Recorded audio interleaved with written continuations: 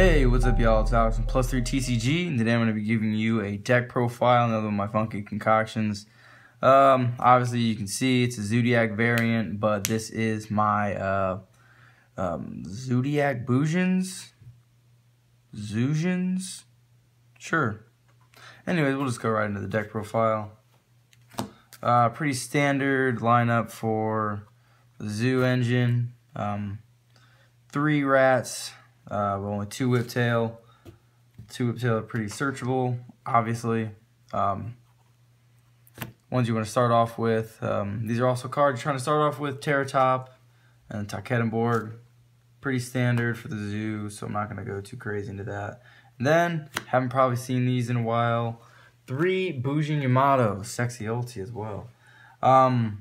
This is obviously another starter card. We're trying to see this quickly. So if we're starting off with Terratop, and maybe a Tenki or something, then we can get into a standard zoo play, but also have Yamato to back that up. On top of that, we're playing 2 Harume. Harume is just another extender. It's super easy to get out, especially if you open up Yamato and eventually draw into this or open this as well.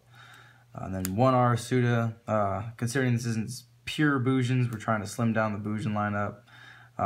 So just 1 of this, and then 1 of Mikazuchi.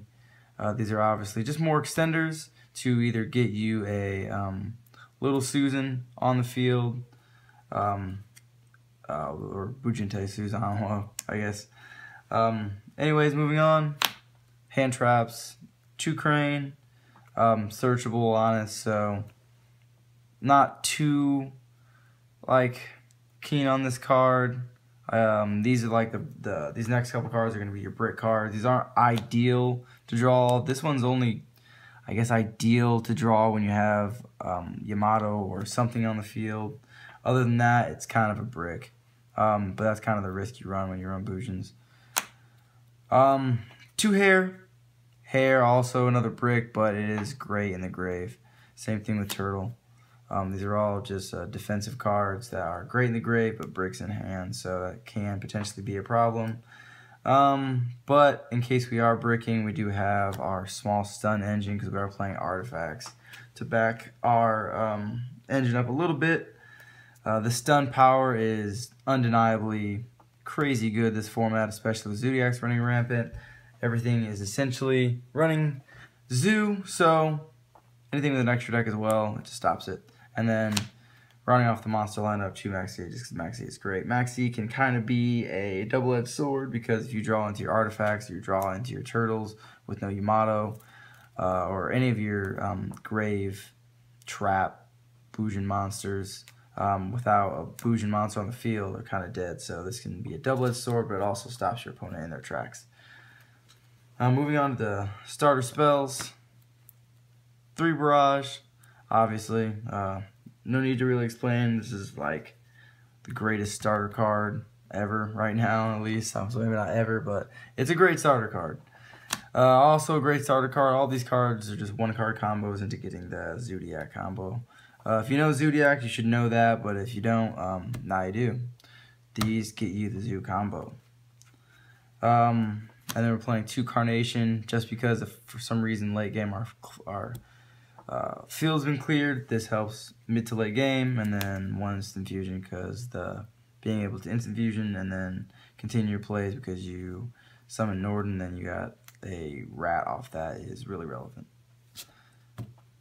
Traps now are 1 searchable, usually trying to dump this combo. And then stun cards, 3 Sanctum, just because it's really good, and D-Barrier. Not just because it's really good, obviously, it's got its role, it's a stun card, and then if your opponent pops it, you have to destroy something, so it's spot removal with a blind MST or blind Twin Twister, as well as a stun, and the D-Barrier. Pretty self-explanatory. Best stun card in the game right now. Well, you could argue that Scythe is probably the best stun card, but this just happens. This gets you the Scythe, so this is arguably slightly quicker, but Scythe covers more grounds. On to the extra deck. Pretty standard zoo lineup. Besides the one Tiger Mortar, extra deck space is kind of tight. I feel like running 2 Broad Bull and 2 Dryden is a little more important than running multiple Tiger Mortar.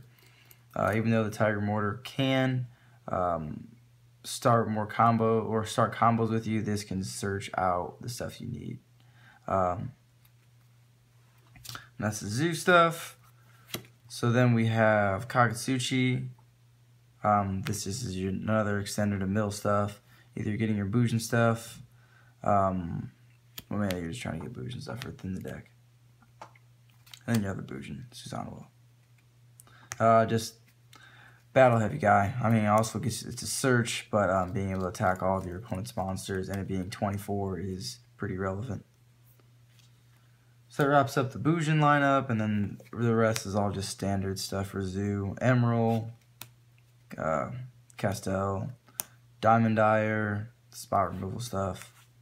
Gariga Samurai for NOTK, Invoker for the obvious, and then Totem Bird if you open up the nut. If you're opening up the Terratop and Barrage, or just another way to get into the rat without having to use Terratop. So then you can just Terratop into Totem Bird and then go off with your play. And then last but not least, the one and only Norden. Who knows what the Sky's stance on the ban list is, or the Forbidden Limited list, I should say. But yeah, that is the deck profile. Kind of wacky. It's fairly fun. It's cool to have an established board with Yamato and then the standard Zoodiac board. So yeah, pretty fun deck. Hope you guys enjoy it. If you want to try it, let me know what you think about it down in the comments section. Don't forget to like and subscribe. Appreciate the watch. This is Alex signing out.